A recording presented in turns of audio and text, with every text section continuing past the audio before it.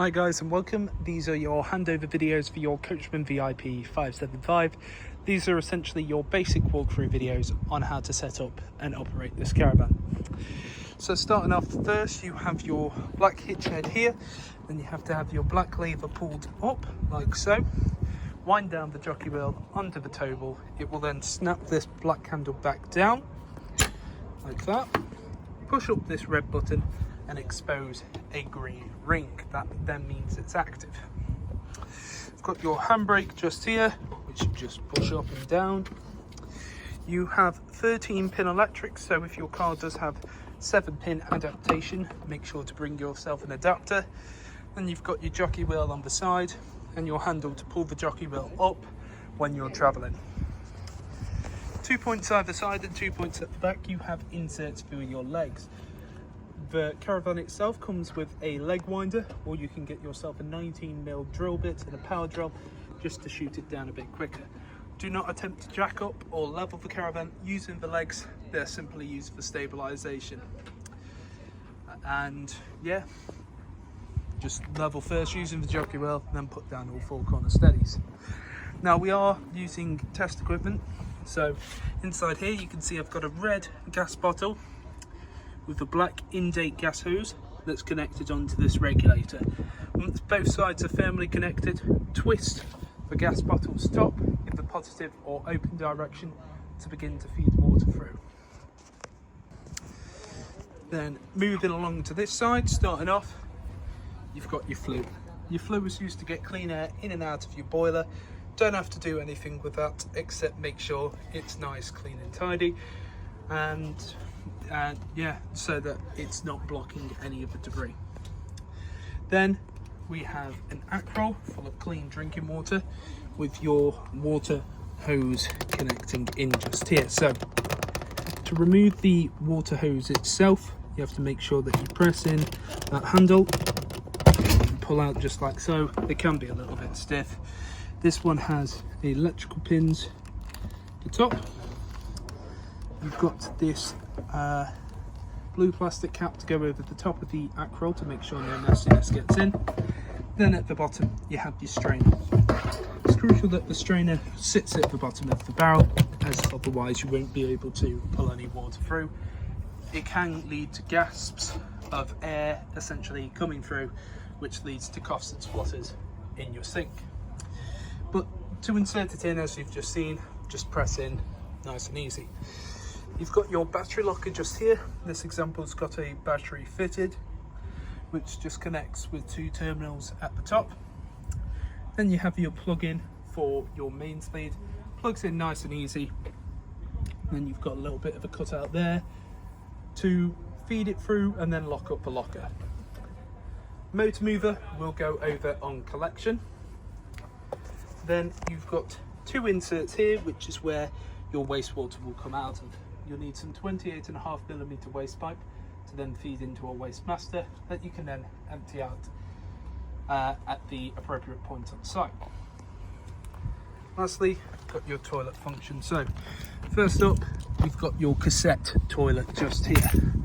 When the cassette is full, to remove it you press up on the orange handle and pull out, but you've got to make sure that the actual thing inside the toilet is in the right position, which I'll show you later on in the video.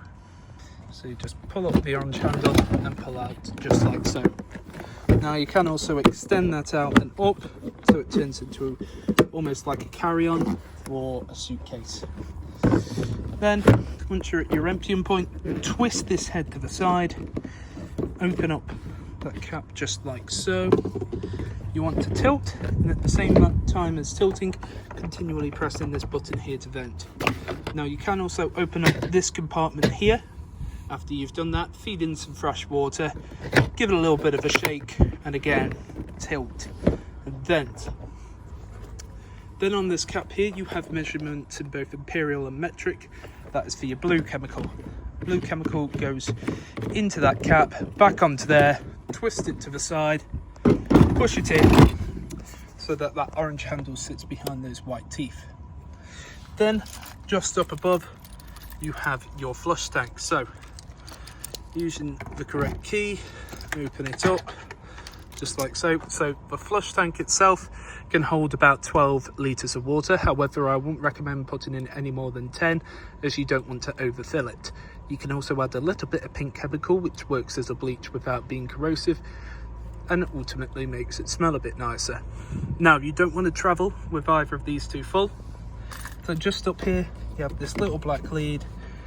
Open up that bung and it will drain off anything inside that system. The caravan itself will be fully drained off before you leave with it.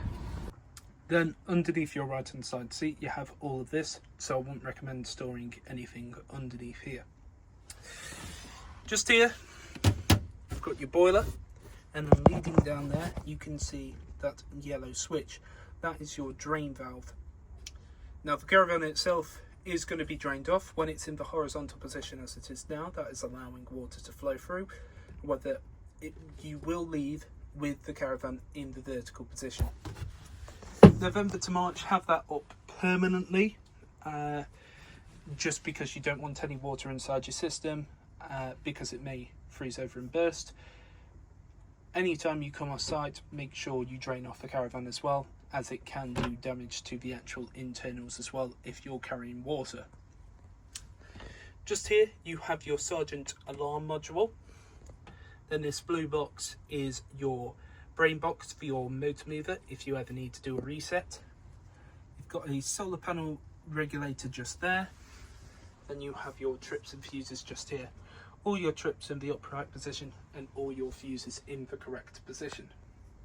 Then just here we have your main control panel. So you have a master on and off switch just here. Then you can circulate through to user settings just there. Internal temperature, leisure battery voltage. Now, as we're currently plugged into mains, that is giving an accurate representation of the amount of power coming from the mains. When you don't have them plugged in, it will tell you the amount coming from just the battery. And then the time, which you can change in settings, because when it's been reset, it will just go to midnight essentially. You then have your lights, internal, and then you just use your retrospective switches. Awning light, so we'll just jump out for a second. You can see there your awning light on. Then lastly you have your pump button, so you press your pump, you'll hear the water come through into the boiler, through to that system. Now usually you wait about 2 to 3 minutes just to allow it to circulate through, especially if it's been recently drained off. Then come over to your taps, open up on both hot and cold, and you want to let it run for about 30 seconds. If you see any coughs or splutters, go outside, check that your strainer is sat at the bottom of the barrel, but you're just looking for a nice steady continuous stream on both hot and cold, just like this. So let it run for around about 30 seconds, both hot and cold. Also check your bathroom ones and your shower ones as well if you're going to be using them. But yeah, simple enough. Master on and off, water pump, lights, awning light. Then just here we have your ALDA control panel. So this is your home screen, which tells you the current internal temperature of the caravan. There will be a slight discrepancy between what that says and what this says. So power on and off button just there. Press menu and you'll come to this screen. So first up, you have the internal temperature of the caravan that you desire. So right now it's set to 5. You go up and down in 0.5. You can also hold the control and make it go up and down. Next, you have the shower icon. This is for the water heat, so you can either have it halfway or full. Halfway will get the water temperature to about 40 degrees, and full will prioritise the water heat over the heating of the actual caravan itself for around about 30 minutes, and then drop it back down to halfway. With that, it can get the water to about 60 degrees.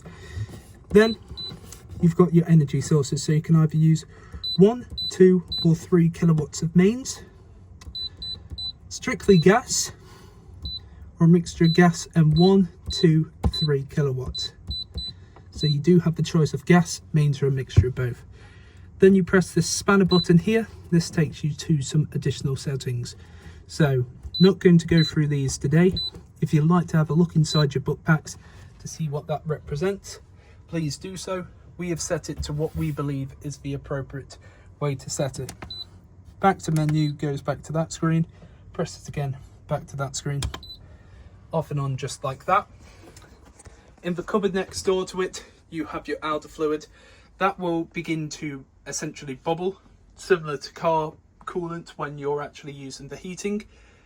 Don't be alarmed, but also this will be checked during your annual services, so just try and get it sorted during annual service. Then just here we have your fridge settings. So you've got your on and off button just here, and then you have essentially your sources and then the amount of power. So using this button you can change the source. So you've got gas, A for auto, which will automatically switch to what the fridge thinks is the best source to use.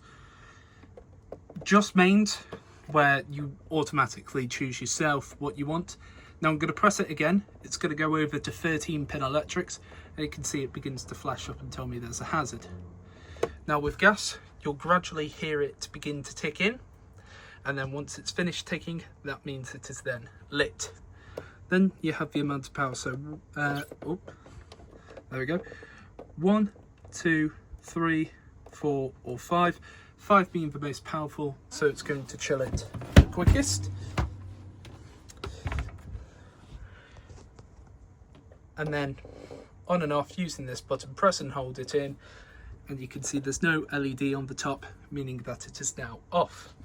Then just here we have your toilet, which its operation is bog simple. Got a button at the top here, press it in, and you can hear that motor. That motor is what will push around any water that is inside the flush tank system. Then below you have this catch here. Open up the catch and opens up the cassette, just like that. When the cassette toilet is full, there'll be a red light come on underneath there.